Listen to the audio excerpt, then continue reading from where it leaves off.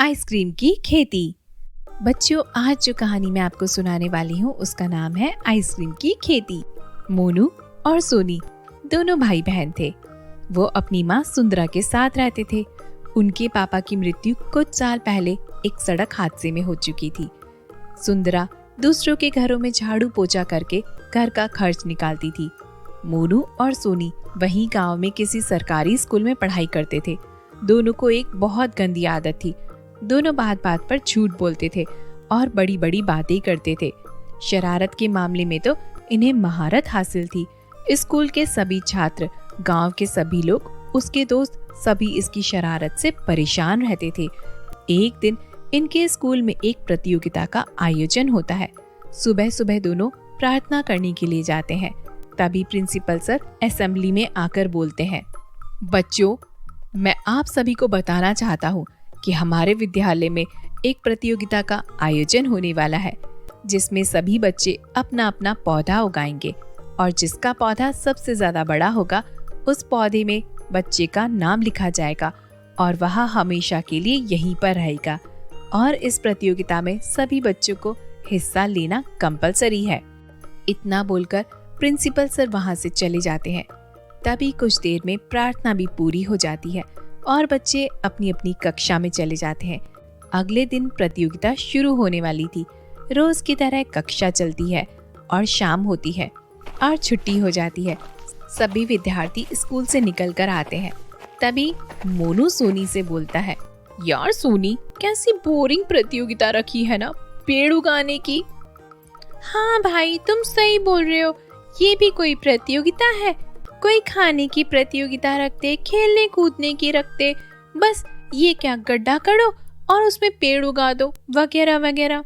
एक काम करते हैं, कल स्कूल नहीं आते हैं।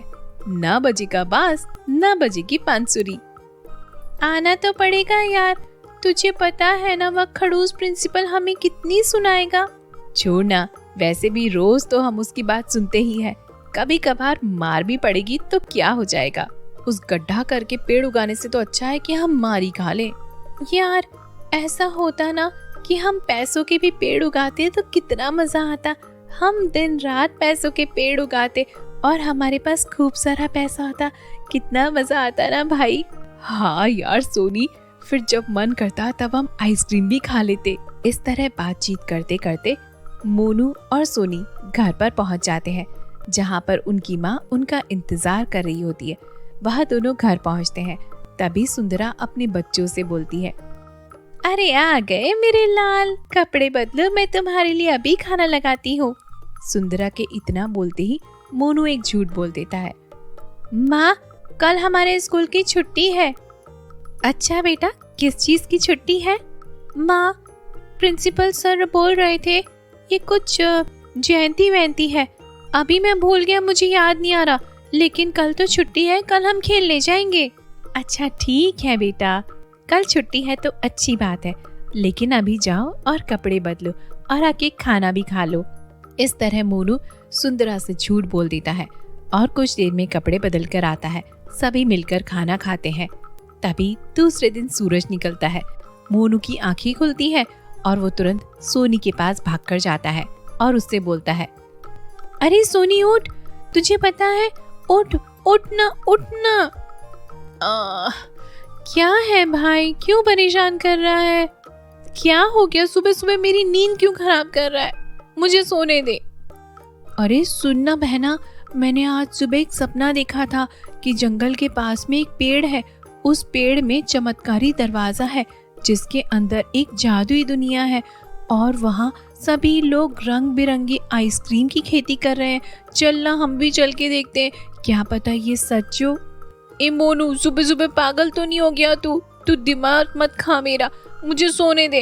ये जादू वादू कुछ भी नहीं होता। मोनू सोनी को जबरदस्ती उठाकर गांव के उस जंगल की तरफ ले जाता है।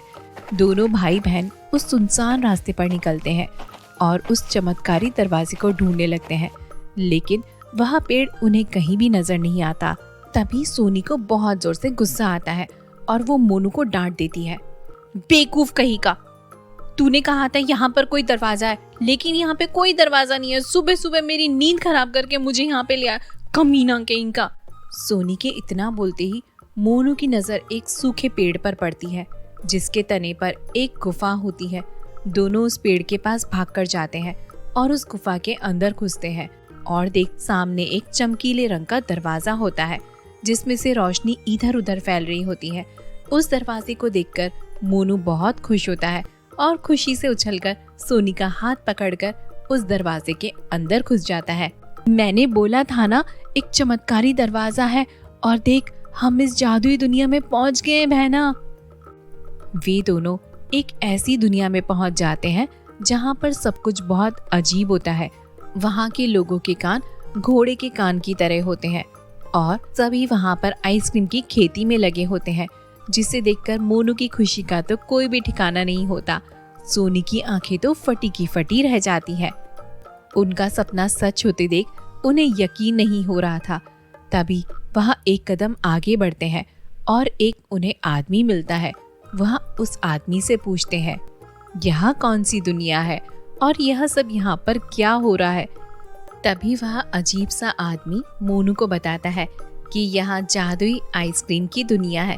यहाँ पर सभी लोग आइसक्रीम के बीज बो रहे हैं, जिनमें से रंग बिरंगी टेस्टी आइसक्रीम निकल कर बाहर आएंगी।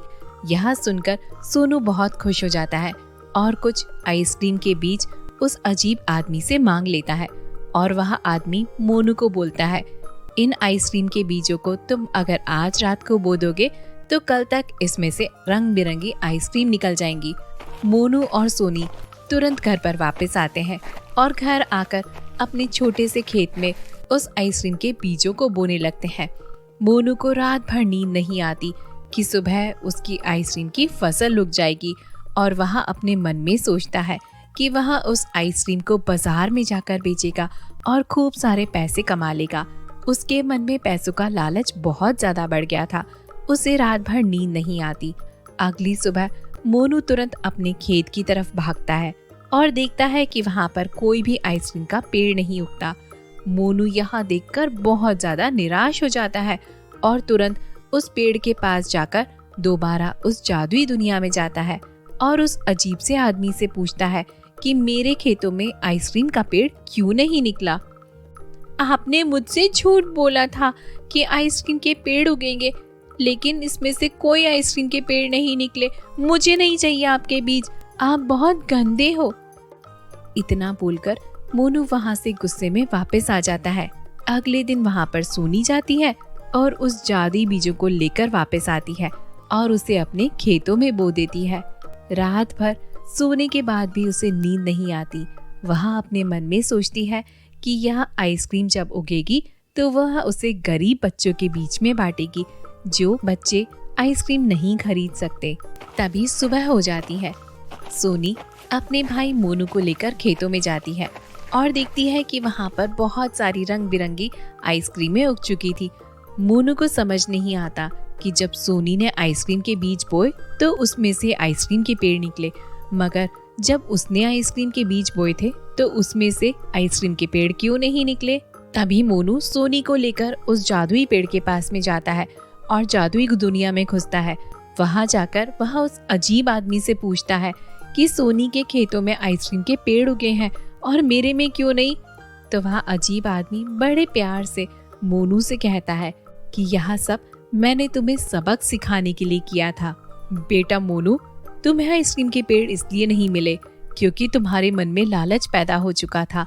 तुम पैसे कमाना चाहते थे। सोनी को आइसक्रीम के पेड़ इसलिए मिले क्योंकि वह आइसक्रीम गरीब बच्चों को फ्री में बांटना चाहती थी। बस यही अंतर था, तुम्हारे आइसक्रीम के पेड़ क्यों नहीं लगे। मोनू को उस जादुई आदमी की बात समझ में आ जाती है कि लालच करना बुरी बात है, और कुछ आइसक्रीम के बीज वह वहां से लेकर आता है और वापस उन्हें अपने खेतों में बो देता है। थोड़े दिन के बाद में उसके खेतों में आइसक्रीम की खेती हो जाती है और वह भी सोनी की तरह उस आइसक्रीम को गरीब बच्चों में बांटने लगता है। और कुछ दिनों बाद सोनी के खेतों में आइसक्रीम नहीं बल्कि सोने की आइसक्रीम भी उगने लगती है, जिसकी मदद से सोनी के घर की स्थिति पूरी तरह से ठीक हो जाती है और वह अपनी माँ के साथ हंसी खुशी दिन गुजारने लगती है।